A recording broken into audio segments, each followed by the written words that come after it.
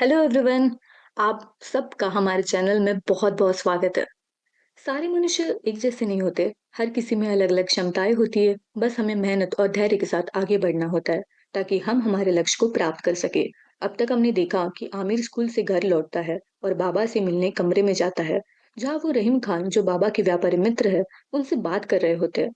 अब आगे आमिर बाकी लड़कों जैसे खेल कूद में व्यस्त नहीं होता, बल्कि वो लिखने में रुचि रखता है। बाबा और रहीम खान की बातें सुनता है, जहाँ बाबा अपने बेटे आमिर से कुछ बातों से असंतुष्ट थे। वे कहते, आमिर बाकी बच्चों जैसे क्यों नहीं है? जहाँ सारे बच्चे बहादुर होते हैं, वहीं पर आमिर को लोग चिढ़ाते हैं और वो कुछ नहीं कहता। घर आके हसन को बताता है। आमिर को बुरा लगता है और उसके मन पर गहरी चोट लगती है। कुछ दिनों के उपरांत ठंड का महीना शुरू होता है। आमिर और हसन को ये महीना बहुत अच्छा लगता है।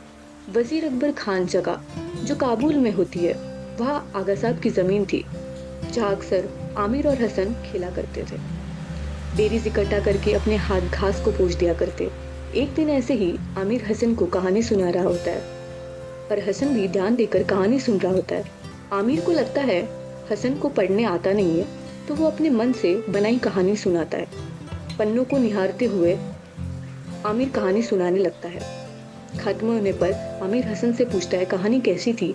वो कहता है कि बहुत अच्छी थी, जिस पे आमिर हसन को देखकर जोर से हंसने लगता है और कहता है ये मेरी बनाई हुई कहानी थी, तुम कितने नादान हो।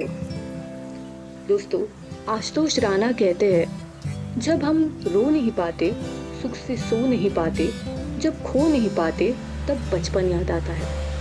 जब चिंता सताती है, हमारे तन को खाती है, जब मन नहीं मिलता, तब बचपन याद आता है। जब हम टूट जाते हैं, जब अपने रूठ जाते हैं, जब सपने सताते हैं, तब बचपन याद आता है। बच्चे रह नहीं जाते, बड़े हम हो नहीं पाते, खड़े रह नहीं पाते, तब बचपन याद आता है।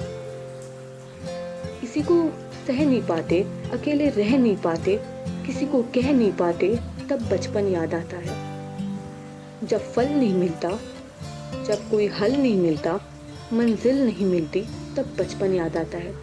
बचपन कितना अनोखा है ना दोस्तों। आज के लिए इतना ही। धन्यवाद।